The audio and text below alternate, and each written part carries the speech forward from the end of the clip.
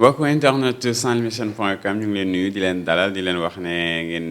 dal leen ak jàmm ci seen émission bi Tiki Taka Sport nga xam ne émission football la boo xam ne rédaction de sansvision.com moo leen koy présenté tey fu ñuy commencé sunu émission fayeti moo di coupe du monde des clubs bi nga xam ne Liverpool de Sadio Mané moom moo gagné trophée boobu. Liverpool mi ngi doon daje en finale ak club brésilien bi di Flamengo door ko par 1-0 gannaaw bi nga xamee ni Sadio Mané ak Liverpool gagné nañ coupe du monde des clubs bi nga xam ne moo nekkoon trophée bi nga xam ne mooy déterminé ki nga xam ne moom moo gagné Ligue des champions bu Europe bu Asie ak fële ci Amérique ak Afrique ñooy daje def benn lu ñuy woowee coupe du monde des clubs. benn tournoi boo xam ne ci la ñuy xool diggante club yi nga xam ne ñoo nekk ci àdduna bi kan moo ci gën a xarañ chaque année ñu gis bu ñuy xoolee y a une hégémonie des clubs européens tant mieux pour nous ndax Sadio Mané mi nga xam ne mi ngi xeex lii di Ballon d'Or africain bi ginnaaw bi nga xam ne lajj na Ballon d'Or mondial bi nga xam ne la France Football di joxe Sadio Mané sax moom ba léegi ci la ñuy desandi ndax bi nga xamee ne moom gagné na kii bi daf ne moom trophée bi mi ngi koy déjee ki nga xam ne moo di peuple sénégalais moom loolu la wax Sadio Mané nee na moom trophée bi bu ko gagné ngeen rek lay xalaat mooy askanam bi nga xam ne ñoo ngi koy supporter du bokk ak moom benn dëkk muy waa Sénégal mu ngi leen di déjee trophée bi di wax rek nañu ko gën di ñaanal ndax muy gën a def ay performance yu baax ay performance am sax ci la ñuy ñëw ndax bu ñu xoolee Sadio Mané nga xam ne ñooy sunu confrères yi nekk ci Galsen Foot ñoom retracé nañ benn parcours boo xam ne mooy année 2019 de Sadio Mané nga xam ne rédaction bu Sow Foot ñoom ñoo béral lu ni mel ñu gis Sadio Mané en 2019 il a été très très très fort ndax bu ñu fàttalikoo Sadio Mané li nga xam ne moo di championnat Angleterre kese dugal na ci 22 buts bu ñu xool li nga xam ne moom mooy joueur 27 ans bi am bokk ci joueur yi nga xam ne ñoom ñoo ëpp lu ñu dugal ci année bi ginnaaw Robert Lewandowski bi nga xam ne ci année bi civil bi dugal na 54 buts Lionel Messi Ballon d'Or FIFA France Football 2019 am 50 buts Kylian Mbappé du Paris Saint-Germain l'international Kylian Mbappé am 40 buts Sadio Mané am 39 buts nekk tolloo ak ku ci mel ni Cristiano Ronaldo donc voilà Sadio Mané c'est une raison d'avoir vraiment beaucoup de fierté pour lui bu demee bay tollee ak ku ci mel ni Cristiano Ronaldo ay nombre de buts sur une année je pense que c'est une grande fierté. te ginnaaw bu ñu xoolee loolu li nga xam ne moo di Sadio Mané fi mu toll nii ci ñaari at yi bu ñuy xool nga xam ne football na ko ak Liverpool dépassé na la barre des 51 buts en Premier League di nga xam ne moo di ay wàllu trophée ci 2019 ba léegi dañuy ñëwandi Sadio Mané gagné na daanaka lépp loo xam ne ni moom lañ fa tegoon ci trophée gannaaw li nga xam ne moo di championnat Angleterre nga xam ne Manchester City moo ko jël ren rek ñuy xalaat sax xëy na peut-être cette année sera la bonne pour l'équipe de Liverpool qui n'a jamais eu de championnat de son histoire ñu gis ne Liverpool gagné na Ligue des champions bi gagné Super Coupe gagné trophée des champions dem finale Coupe du monde des clubs gagné ko finaliste de la Coupe d'Afrique des Nations bu ñuy xool leneen aussi distinction bu ñu ko mën a wooye mooy que Sadio Mané bokk na ci meilleur joueur de l'année ci nga xam ne moo di Ballon d'Or bi gonte bi ñuy génnee classement bi 4e la génne ginnaaw ki nga xam ne moo di Lionel Messi Virgil van Dijk ak Cristiano Ronaldo Sadio Mané fi mu toll nii mi ngi bokk ci les 3 meilleurs nommé pour le Ballon d'Or CAF qui sera adjugé le 7 janvier prochain inchallah ñuy ñaan rek ki nga xam ne moo di Sadio Mané mu jël ko ndax loolu mooy sunu ndam mooy sunu fierté. ba léegi dañuy continuer ak Sadio Mané ak beneen nomination bi nga xamante ne yegsi na fan yi mooy di Ballon d'Or africain bi nga xam ne CAF moo koy dale ñu xamal nañu sur les 30 nominés ki nga xam ne moo di Sadio Mané bokk na ci nekk d'ailleurs seul Sénégalais bi nga xam ne ni bokk na ci trio de tête bi nga xam ne ko composé moo di Mohamed Salah di égyptien nekk fële ca Liverpool kii di Riyad Mahrez nekk algérien nekk fële ca Manchester City ak Sadio Mané di sunu joueur bi équipe nationale Sénégal moom it di évoluer fële ca Liverpool ñoom ñett ñoom lañ leen nar a jox trophée bi incha allah ce sera le 7 janvier ñuy ñaan rek Sadio Mané doon ki nga xam ne moom mooy jël trophée bi. waaw dañuy desandi li ba léegi ak li nga xam ne moo di distinction CAF boobu noonu Ballon d'Or CAF ginnaaw Sadio Mané. keneen koo xam ne ni Sénégalais la di Krépin Diatta ñu présélectionné woon ko ci liste yi nga xam ne moo di meilleur espoir de l'année de la CAF mais ñu gis ne finalement dañ ko génnee ci trio de tête bi nga xam ne moom mooy les 3 meilleurs joueurs africains espoir de l'année ñu nga xam ne mooy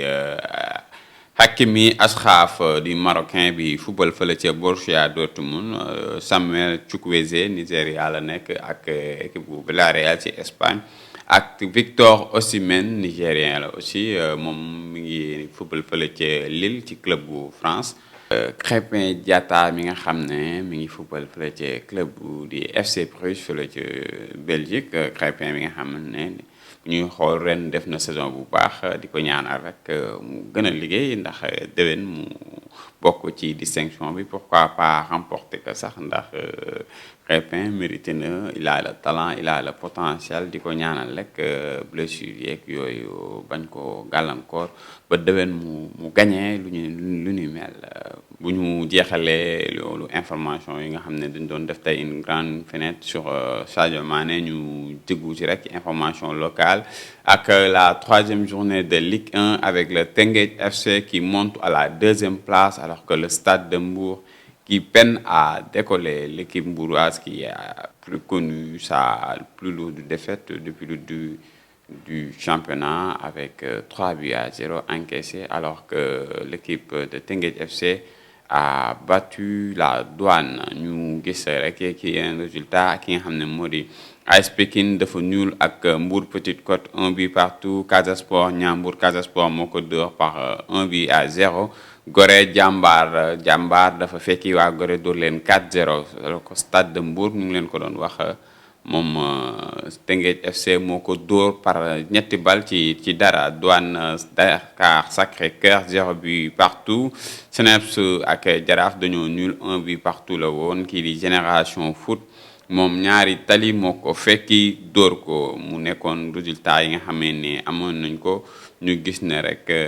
daanaka équipe yi nga xamante ne ñoo am 6 points ci 3e journée bi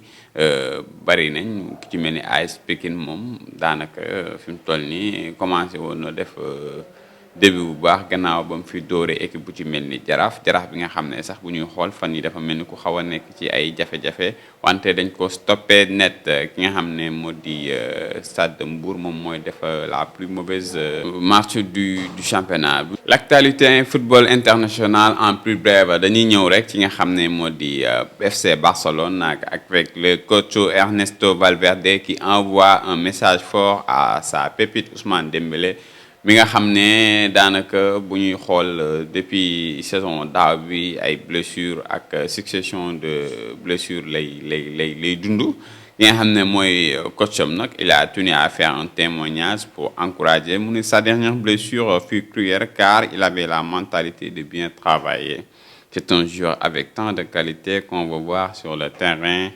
À présent, il est en train de travailler fort pour bien récupérer et nous avons espoir en lui car c'est un joueur avec plein de qualités. Un message qui fera du bien à l'international français pour ce veille de Noël. Ñu jàll rek ci beneen actualité ki nga xam ne moo di coach di Manchester City di Pep Guardiola mi nga xam ne moom dafay critiquer li nga xam ne moo di championnat bi nga xam ne moom la équipe am bii di football di wax rek ne moom li nga xam ne moo di Boxing Day bi ak programmation match yi moom arrangé wu ko dafa jàpp ni sax loolu day perturber un peu li nga xam ne moo di préparation équipe bu Manchester City bi nga xam ne jamono yi mi ngi xeex championnat bi ak équipe bu Liverpool bi nga xam ne fan yi footballul ndax da doon football li nga xam ne moo di coupe du monde des clubs Pep Guardiola bëggoon cee profito xamaane pour reprendre du poil de la bête comme on dit mais bu ñu xoolee Boxing Day bi ren Noël Angleterre duñ ko football ndax day am férié léegi le surlendemain la ñu war a football seen match Pep Guardiola moom jàpp na ne loolu noonu du avantage pour équipe bam ndax day indi ay perturbation ndax ñu ngi war a dem fële ca Wolverhampton équipe bu City la ñuy descendi ba léegi ak Pep Guardiola mi nga xam ne mi ngi waxu prolongation nee na moom il se sent très bien à Manchester donc pourquoi pas il n'envisagerait pas de continuer l'aventure avec les Citizens car il a montré beaucoup de qualité l'équipe a montré aussi beaucoup d'avancées les espoirs sont désormais plus grands nga xam ne mooy niveau aussi technique et tactique équipe bu Manchester City daanaka bu ñuy xool day yokk d'année en année donc pourquoi pas l'aventure ne s'arrête pas là donc voilà ñu ngi koy suivre rek xam naa lu ci amaat lu ci bees rek dinañ leen ko indilaat fii jox leen ko comme information ba léegi dañuy joxe beneen information buy concerner actualité football mooy ki nga xam ne moo di équipe bu José Mourinho bi di Tottenham nga xam ne Chelsea moo ko dóor par 2-0 fekk leen dóor leen équipe bu Frank Lampard bi nga xam ne moom doon élève bu José Mourinho mu fekk maître xam dox ko ca White Hart Lane di terrain bu Tottenham bu ñu jeexalee actualité boobu rek dañuy demaat concerné beneen actualité mooy ki nga xam ne moo di Kylian Mbappé nekk attaquant PSG bi nga xam ne semaine bi la fêté son 21e anniversaire Kylian Mbappé mi nga xam ne ngi def ay performances yu rëy chaque année il démontre toute sa qualité ba ñi nga xam ne ñoo di observateur ak chroniqueur yu ci bari sax commencé def ay comparaison ak di ko tëkkale ak ku ci mel ni Neymar bi nga xam ne ñoom ñaar ñoo bokk équipe Kylian Mbappé nga xam ne moom lañu nommé pour la 2e année consécutive meilleur joueur français France Football Kylian Mbappé mi nga xam ne di profito na ci distinction boobu janoo ko li nga xam ne moo di naataango France Football yi di wax sur sa relation avec Neymar mu ne gannaaw bi nga xamee ne moom jugee na fële ca Monaco signé ca Paris Saint-Germain bi muy ñëw Neymar la fa fekk te kenn xaaru fa woon keneen ku dul Neymar espoir yeeg attente yépp ci moom la jógee ginnaaw bi nga xamee ne def na coupe du monde gagné coupe du monde bi nga xamee ne Neymar moom aussi il s'est blessé ba coupe du monde bi sax daanaka équipe am soriwul teewul bi muy ñëwaatee ñëpp di naan Mbappé moo nekk la nouvelle star du PSG moom il a tenu à faire un entretien en privé wax ak Neymar ne ko fii yow yaa fi star bi man je suis là pour nekk sa ginnaaw di la jàppale mais aussi di jàng si yow je ne suis pas là pour te faire la concurrence wala leneen jàppal loolu te loolu laa bëgg rek nga xam ni noonu laa fas yéene àndee ak yow mu nekk déclaration boo xam ne ni neex na ki nga xam ne moo di Neymar bi nga xam ne sax donte tuuti sax mu demoon dellu fële ci club le FC Barcelone ci été bi ñu génn ko internet yu sanlitesen.com tey fii la seen émission di Tiki Taka di yam ñu leen di ñaan rek ngeen gën di abonné wu suñu chaîne YouTube Sans Limites TV leen jox rendez-vous la semaine prochaine sur notre chaîne. Bye bye.